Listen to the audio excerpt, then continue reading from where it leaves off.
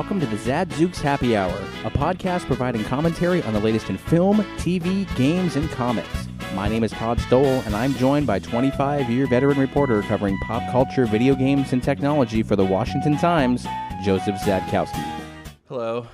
How are you? Are you awake? No. Did you have your nap today? Of course. Me too, actually. Good. I don't feel any better, but... They don't work for me. Yeah. But I use them anyway. Yeah. It's now a habit. So we've got a couple... Like a habit burger. We've got a couple things that you always have a couple things. That you're going to talk about. You're going to talk about Rampage. Yeah, Lando Calrissian is back. In what? In the next Star Wars movie. Oh, that they... Billy D. Williams. He's in it. Yeah. He's going to be old. Clearly. Yeah, clearly. Are they just at this point... grabbing anyone? Like, are they going to have the guys who were playing in the cantina at some point reappear? Still playing the same song? If they visit Tatooine, they will. Yeah, I mean, they are running out of people, right? Right. So we'll do... Though I bet they do show up in the Obi-Wan movie. Probably. Yeah. If that movie's any good. And if Ewan McGregor's in it, Ewan McGregor... It won't take much to make that a good movie. We'll see. So do you think that... The fact that Solo... I mean, I don't know anything about Solo other than the fact that I heard Darth Maul appears in it. If Darth Maul appears in Solo, he's going to be in Obi-Wan. But didn't Solo sort of tank? Yeah. Is it considered like the lowest performing Star Wars movie? Which one is? The last it of passed another one, but I don't know which one that is. Episode 3? It might have passed Revenge of the Sith or something. Okay. Or you mean the prequels that no one wants? Yeah, but I don't know. I just read it. It might have passed one of the originals, only because taking into inflation and all that other garbage. Oh yeah, but if you factor in inflation, no, nothing can touch those movies. So I don't know. Yeah, but it is not the worst performing movie now. So since the last time we've spoken, there's still a lot of movement on 20th Century Fox being purchased by Disney. Right. And it sounds like that may be happening. So what does that do for the X-Men franchise and for the Deadpool franchise and sort of all of those? Hopefully they pull it all in. We'll see. You think they're going to keep everybody? They can't get rid of Ryan Reynolds as Deadpool. No. There's nobody else that can play that character. Right. But, I mean, X-Men, they could easily recast the whole thing. But there's no reason to reboot that. No. It's already successful. Spider-Man's already in Marvel. Right. Licensed. Yeah. What else is left? Oh, I guess Fantastic Four, which they could probably just leave. They could just leave that alone. Right. And I mean, what else does Fox own? Anything? They own Predator. Yeah. What are they going to do? Don't they own Alien? Yeah. So there you go. But I mean, like they're releasing in the new Predator movie soon. Yeah, and that looks awful. I'm not holding out a lot of hope for that. But it's multiple. I just saw a Neil Blomkamp post. Is he going to something? The Alien, maybe? No, something else. Now I'm really aggravated. Well, I read this and went, Todd's going to want to know this. Well, I am still so upset with Ridley Scott that he managed to convince. RoboCop. Is he going to do RoboCop? He better do RoboCop. That'd be amazing. Yep. RoboCop returns. No way. Will be rated R. Beautiful. Yeah, because wasn't the reboot PG? Might have been PG-13. Yeah. Who is RoboCop in the reboot? It's the guy who keeps showing up. He was in The Killing with Gillian Anderson. He was in the Kevin Spacey show. He was a senator, or he was a guy running for president. I don't think they're going to bring him back because he was not a very good RoboCop. Oh, Joel Kinnaman? Yes. Or Kinnaman? And he was in Suicide Squad. Yeah, he's a Flair. Not Ric Flair, but... I don't know his name, but he was definitely in... Colonel Flair. Yeah, he was a Colonel somebody. Yeah. Colonel Sanders. Not very good in it. Right. Well... And before we keep going, who's the new Joker? Leonardo. Not Leonardo. The guy with the lip. How funny is that? Joaquin Phoenix. Yes. That's a good choice. Yeah, You that like- guy's pretty demented. Do you like that? Yeah, I do. I like that. He's really a demented kind of actor. Yeah, so. but here's the thing. Who's Batman? See, they don't have a Batman again. So here we go again, right? How many times are we going to recast Batman? They should just pull Joseph Gordon-Levitt in and let him do it. Let him do it. I would. Let him do it Because proper. he'd stick with it. Oh, he'd do it. He'd He be would. amazing at it, too. Yep. They need to give it back to... Christian Bale? He would never do it. No. But why not give it Because back? he's so busy doing other things. Well, I mean, but why not bring it back? Take the whole Chris Nolan thing. Chris Nolan can handpick his own director. Maybe he could write it. Yeah. And just do it up. Like, it doesn't need to be comic booky. That's, I think, kind of what has made Batman lose its luster a little bit.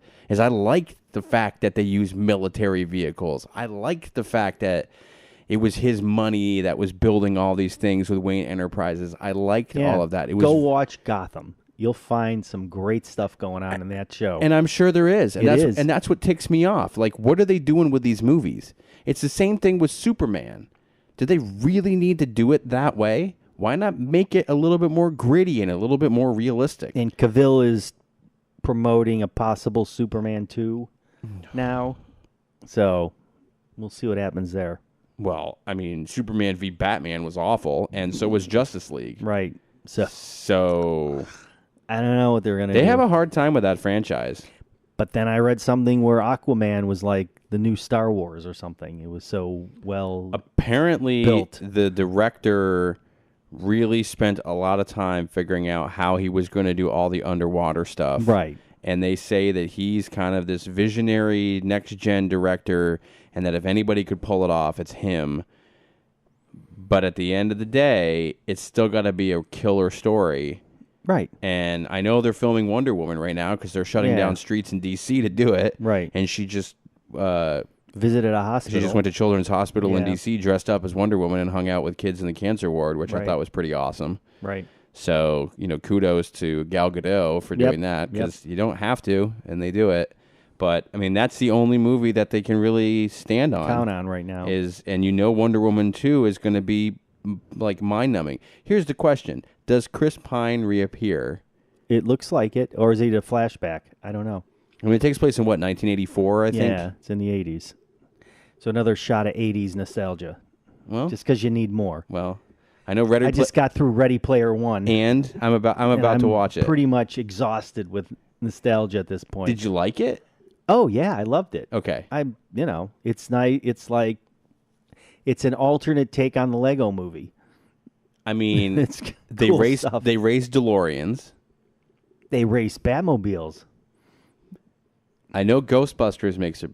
I didn't see any Ghostbusters. There's a DeLorean painted with the No Ghost logo on which the is side. that's lame. I mean, I'm talking about characters showing up. yeah, There's some great stuff going on in I'm this sure movie. it's long though, right? Yeah. It's like 2 hours, 20 minutes. Yeah, it's pretty long. It's pretty long. Would you watch it again? I did watch it again. I started it, got halfway through, stopped, and went, man, this is a great movie. I got to show my wife this movie. And then started it all over again. Okay. Because there's so much stuff you miss. There's characters from all these universes just popping up. Yeah. Because anybody's avatar could be anybody. Right. So the Martian, Marvin the Martian is running around. I mean, it's just everything's in there. Can you imagine Harley Quinn, Can you imagine Batman, the licensing the nightmares money. Yeah. alone? This movie must have just been a nightmare. Spielberg was saying that there was multiple homages to his movie career, 80s movies, that he just didn't want to do in the book because he didn't want the movie to be basically a About tribute him. to Steven Spielberg. Yeah. There's a scene with The Shining that he put in there. Oh, man. Beautiful. We'll talk about Wait it next till you week see- then. Yeah, we'll go into it. So you've got a couple. You've got Rampage with The Rock and A Quiet Place with John Krasinski and his wife Emily Blunt. Mm-hmm. I've got a couple Netflix shows worth going back and watching if you're looking for some new content to stream, because let's face it, Netflix gets old quick. How do you say that? Because it's the same crap that's on there over and over again. I mean, they add new stuff, but it's not very good. Well, I don't know. I watched Gotham. I'm now watching the final season of Scandal, which is great. I got that. But what I'm saying is you're going to get to a point where you're done and you're looking for something else. Right. Then you sign up for Hulu. Yeah. Or Amazon Prime. Yeah. I'm waiting. There's supposed to be the Yellow Submarine exclusive on there. On Prime? Yeah. They're supposed to run... Have you caught up to Gotham Season 2 yet? Or Goliath, sorry. I've watched the second season of Goliath, and I'm totally bummed. Okay. It was not good. That first season was epic. It was epic. The second season is nowhere near as good. It's almost lame. I mean, they've cliched his character out to the point where it's not fun. Oh, you mean kind of like what they did with The Walking Dead? Yeah, in the resolution of the season isn't good either. I'm not happy with it. So no, it's a bummer because I really like Billy Bob Thornton, and I really like it when he was appearing in the court and doing stuff. And there's barely any appearance in the court in the second season. He doesn't do. I mean, Billy Bob has been a bit on a bit of a roll with Fargo. That first season of Fargo, which was amazing, and then the first season of Goliath, which was amazing. Now it's not his fault. It's whoever wrote it. I mean, Bad Santa 2 wasn't very good, but, sometimes you just got to go for that cash grab, man. Just get it. What the heck? So what do you want to do? You want to do my stuff first or your stuff first? I don't really care. All right, so we're talking about A Quiet Place. Another post-apocalyptic sci-fi horror film about a group of aliens that attack, and there's a family in a small farmhouse. And all this family knows, because of chatter on shortwave radios, is that these creatures are blind, but they're hyper hearing sensitive. So if you make any noise at all, they will target you and kill you. So that in itself is an awesome premise for a movie. Because when you watch the movie, it's really quiet and then gets really loud when things happen. Right. I found it to be kind of a mix of Signs and had some Alien in it. There were some really nice pieces going on. Emily Blunt is great. The whole family is great. Krasinski's actually in the movie as the father. He's really great. The creatures are great. I don't want to give too much away, because it's a really great horror movie, and it's a thriller. All I can say is you're going to want to watch it with Dolby Atmos if you've got it, because you go from extremes noise-wise, which is awesome. There's this really beautiful musical score in it that was so unnecessary, because the movie's really based on silence. So I don't know why they did that, but that's fine. And the 4K disc doesn't really do the film justice. They don't offer anything special feature-wise. It's next to nothing. It's almost like they didn't know the film was going to be a hit, so they didn't know what to prepare for it. The best part is the 8-minute look at the creature design that was done, of course, by Industrial Light and Magic, who does almost everything. Of course. So yeah, huge kudos for this movie. Didn't cost a lot to make. And it made a ton. Well, not to mention Krasinski co-wrote, directed, and starred in it, which is, in its own right, difficult enough. And when it's a hit, is impressive. If you really liked Signs, you're going to love this movie. Signs was great. That good. Yeah, Signs was great. Good. So Rampage is based on the Midway video game that I've played in arcades a lot. It's about 3 giant monsters. Now, in the video game, there's George, a gorilla, Lizzie, a lizard, and Ralph, which is a giant werewolf. So what they do here is they have this great-looking gorilla who's nicknamed George, of course. It's a silverback albino gorilla, and it's motion capture with an actor, kind of like what they do with Andy Serkis. And then, of course, they have one of these big production houses, sci-fi houses, put together special effects houses, clean it up. And the guy, George is actually better acted than Dwayne Johnson at most points in the movie. I mean, it's that good. George looks that good. It's like Planet of the Apes quality good, the latest. So that's awesome. And it's about George, basically there's this, which has nothing to do with the video game. There's a pathogen that gets released in Earth, and it gets sent down to Earth, and it affects these 3 animals. It's a wolf and a crocodile and George. And these 3 animals are on some destructive path to get to Chicago for some reason. So being from Chicago, it was awesome to see Chicago getting pummeled and destroyed by these monsters. But it's just an okay movie. It's not great. The best moments are when Dwayne Johnson's talking to George, because they have George signs. He can sign language, so it's kind of cool there. I don't know. It's not Weta Digital did George, so they're very good at that. Those guys did Gollum and all those kind of. But if you'll notice, there's a theme here with the Rock's movies. They're just okay. Yeah, he's a very personable guy. Yeah. He buys into the theme. You never see him not look like he's not bought into the concept of the movie. He's there. He's showing up to do the funny. job. It was just the same thing for that recent remake Jumanji, which was another one. It's a good movie. It's not a great movie. I liked it, but it's a popcorn movie. It's a popcorn movie. In that case, and once again, the disc, the 4K looks great. It looks too great now because they're having a hard time keeping the special effects up with the upscaled visual presentation. It's just so I haven't really noticed it as much as other critics have, where you can tell the CGI and how bad it looks compared to but whatever. It looked okay to me.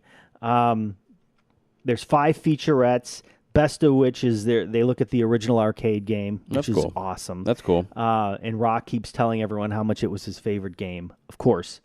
And then they look at the motion capture, which was the actor behind it with Jason Liles, Liles. He had a movement coach, Terry Notary, who was the guy who did all the Planet of the Apes work, the strategy, and getting everyone trained to do that. And then they look at Weta putting the final touches on bringing George to life. So it's all good. It's an okay movie. Rampage is a rental for sure. Quiet Place is definitely, you want to buy it and put it in your library. So Quiet Place is an A for me. Rampage is probably a B-. Fair enough. All right. I don't think you do have to watch A Quiet Place. Yeah, I'll watch it. Because it's not a jump scare movie. It's a really fun movie. Yeah. Well, I mean, if it's like Signs, Signs was really good. So, all right, we'll come back. Communities Digital News, built by the writers and editors that deliver the news 24 hours a day. Visit comdiginews.com. That's COMMDIGI news.com. And support the next evolution in news. All right, so I got a couple things on Netflix I think is worth watching. But first, I want to talk real quick. Rick and Morty Season 3, if you didn't catch it on Adult Swim, it is now available on Hulu. The one thing that I noticed when I went back and rewatched Season 3 on Hulu is it seemed to be the quality of the episodes was a truer high def. And I don't know if it was an issue with maybe Adult Swim, and if you watched it on TV, it was pretty good. If you streamed it, it was about the same quality, but there's something about like a high def version of it on Hulu that really makes it pop. I don't know. I wish I could watch it. I watched it on DVD and it was funny. I enjoyed the stories, but the visual component was missing. No, it's like as buttoned up as I've ever seen. Right, so. And of course, Season 3 is the famous Pickle Rick season, which is so worth it.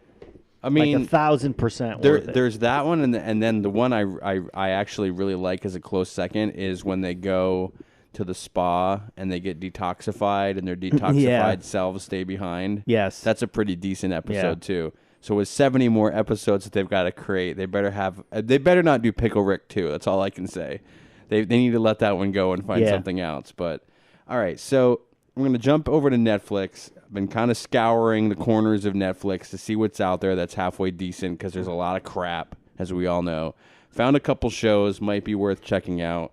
One of them is called Secret City.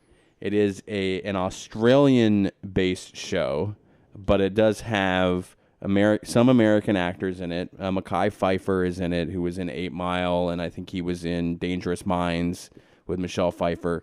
It has Anna Torv, who was in Fringe. That was on Fox for a while, and she's the main character. She's a reporter. Has a bunch of other people in it who I don't recognize because obviously it's an Australian-based show. Mekhi Phifer is the U.S. What do you want to call it? Ambassador? Yes, thank you. He's the ambassador to Australia. I don't even know the show. The premise is this. The premise is that she's a reporter. There's somebody goes to Tibet, lights himself on fire. There's a whole issue with China going on and maybe some cover-up both from the Chinese government and also from the Australian government. It's called Secret City because where their intelligence community is sort of in this compound, which looks very much like a city. Essentially, you are in the midst of China attempting to take over international waters where some of the major shipping and transit comes through. The U.S. is ticked off. Australia is kind of wavering and isn't sure what they're going to do. Is there a trade federation problem? Yeah. This movie is putting me to sleep. But there's murder. Is there giant monsters that show up? But there's murders involved, and it's a big government conspiracy. Does Jack Bauer show up? You wish at some point, but he's busy. Well, I guess he's unemployed now because he's no longer the president. I heard that Netflix is thinking about picking that show up. Oh, really? Yeah. Maybe. I'd watch Designated Survivor. I liked it. I liked it, too. I liked it. It was all right. I don't think we ever talked about it. Well, I didn't know you watched it. I liked it. I was all right with it. It was all right with it. It was a little weird occasionally, but... Did you see in like the second season or whatever season they were in when they brought back the girlfriend from 24? Yes. That was cool. Yes. Thought that was cool. She's the doctor. Yeah. There's a scientist. Yes. So anyway, back to this other show. You sure you want to go back to this other show? I think it's worth a watch. It's got good actors. You gotta be kidding me. It's got good actors. You don't bring up Luke Cage 2, which I heard is supposed to be spectacular. Listen, I'm going through the corners. You can go straight down the middle. I'm looking for the stuff that's like maybe that's fine. Maybe you didn't realize was there. Okay. So this show I think is pretty decent. It's only I think 6 or 8 episodes. It's real short. Good. They're pretty quick. Acting is really well done. The one thing that's weird is that the main character, who's a reporter, her husband is, her ex-husband is, I don't know if he's trans or just cross-dresses. They haven't really got into that much. So that's a little, it's like this weird unspoken thing every time he's on screen. And all you know is that he's her ex-husband and he works in the government and he's like in intelligence. And it's not Adam Lambert. No. No, okay. No. So the second show, which I highly recommend. Here we come. Here we go. Is called Broadchurch. Here we come. Broadchurch. All right. Well, I've heard a little bit about that. Okay. It was originally made, it was created, and then they made a U.S. limited run series called Grace Point on Fox, which was the same thing. Broadchurch has the Doctor Who Doctor number 9. Oh, man. Before Matt Smith, the one before Matt Smith. You got me. How about a name? Not David Tennant. David Tennant, thank you.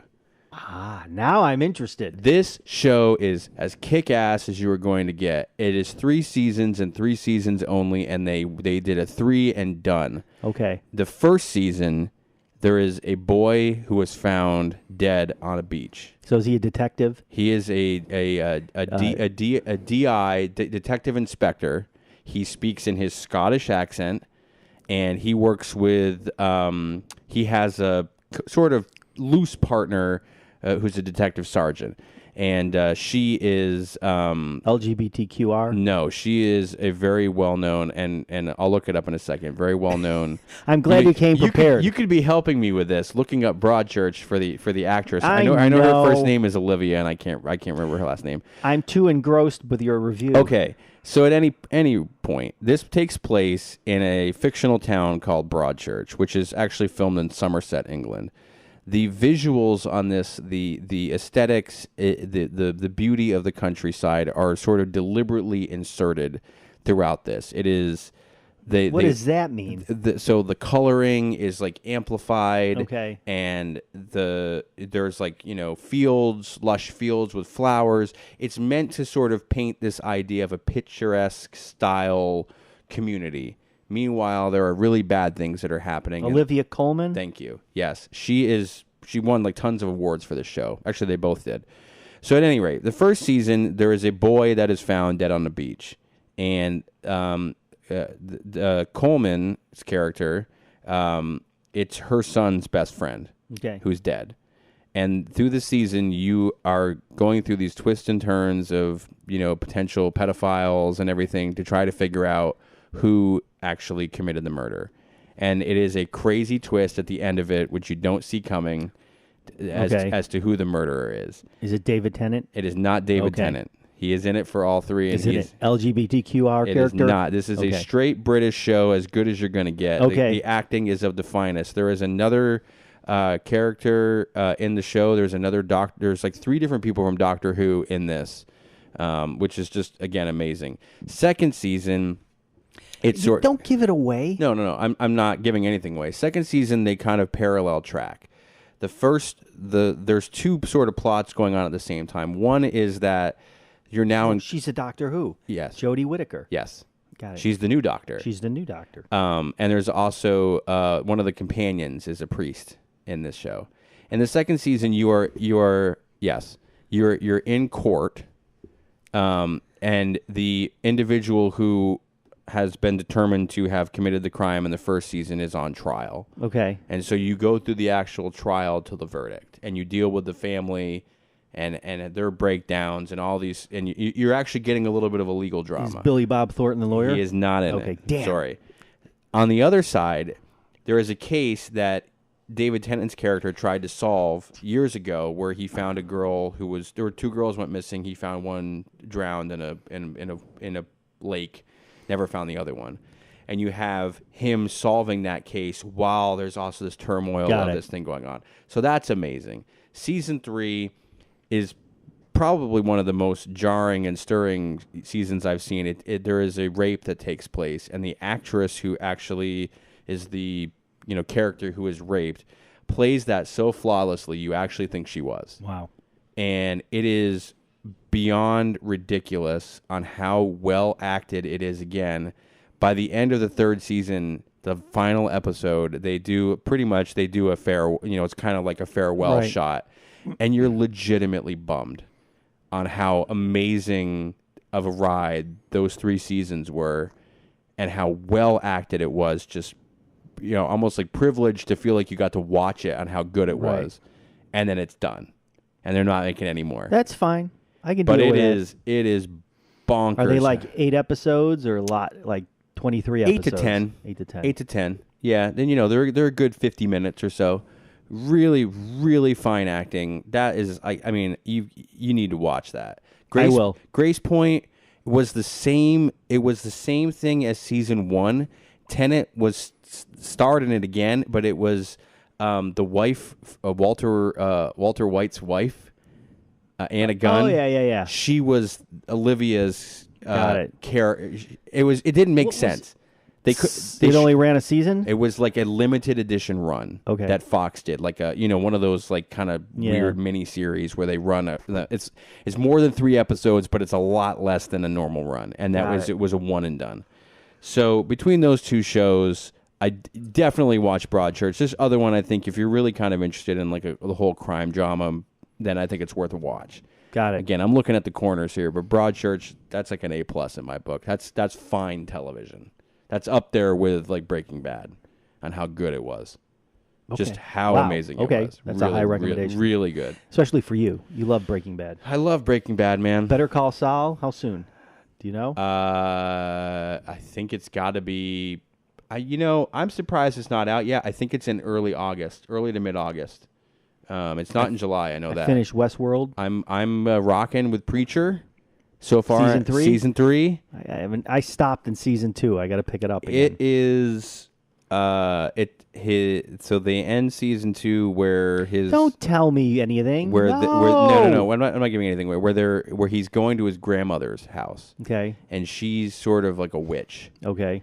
And like Louisiana style, like black magic, and it's really weird. And there's a lot of killing. Did we talk about that Ash versus the Evil Dead is done. I thought you were going to be more upset about Jean-Claude Van Johnson getting canceled. No, I can't. I don't understand why they killed that. But what was that on again? Stars. Yeah, I'm not. I mean, but it was really good. I don't understand it. If you're a fan of that character, and there are a lot of fans of that character, yeah, it was good. Man, These guys did it right. I don't care what you say. That very first Evil Dead, I have never laughed so hard in my life. And I know it's a horror movie, but hilarious. Have you watched any of those Ash versus Evil Dead? Yeah, I've seen a couple of them, and they're great. They're great. They're great.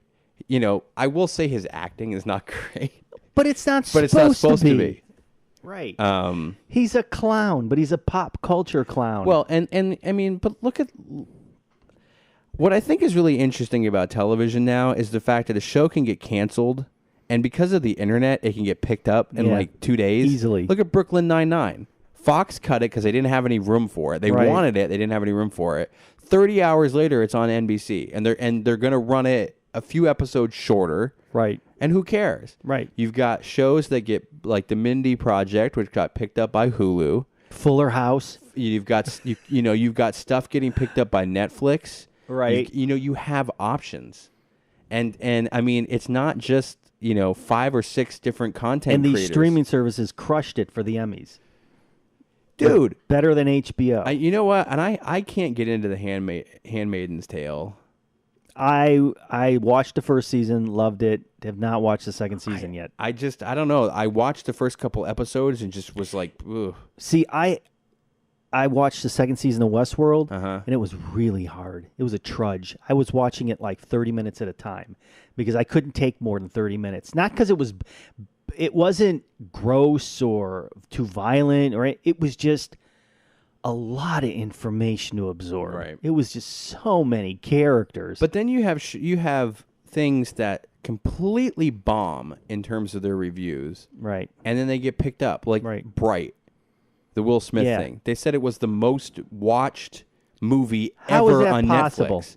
And I'm thinking to myself, well, is Netflix just saying that because they don't release their... I still haven't watched the damn thing. I mean, I liked it. Yeah. I know your kid did too because I talked to him about it, and he actually thought it was good. I mean, it wasn't like splendid, but it was decent.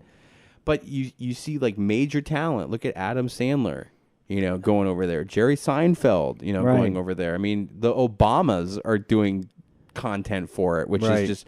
I mean, it's when you've got these streaming services... And I'm really curious to see what Disney is going to do with theirs because I think they're going to move everything off of all the other ones and make you. It's going to be a bummer. So it's going to be Marvel, every Disney movie, potentially every Fox. ABC. Yeah, all the ABC shows. I just don't know how they can do it. So I don't know how they can do it. Watch them now because you're not going to be able to. And I won't watch Star Trek because it's on stupid CBS Direct or whatever it's called. And it's got that also has the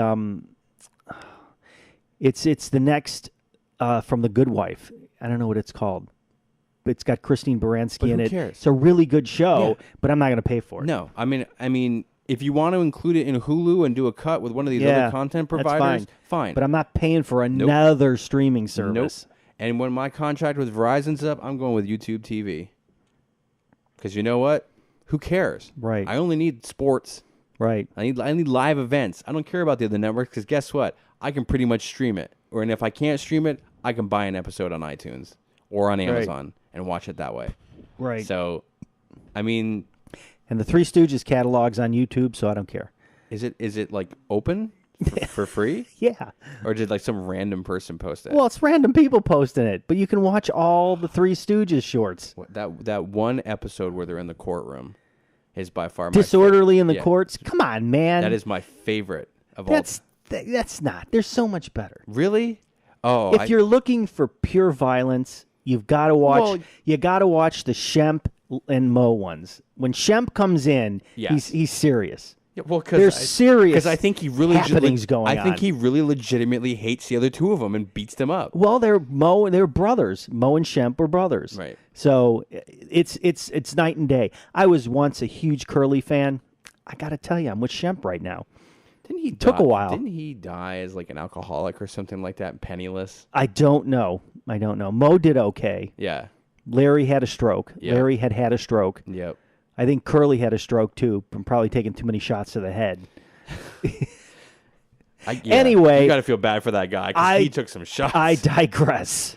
All right. Well, this was a very full episode. Oh, man. I don't think we could really have done any better. I like to pat myself on the back, but you can't reach your back. Not to mention, not with your shoulders. I'm pretty confident that there are people who can do better than this, but okay. Whatever. It's all good. See ya.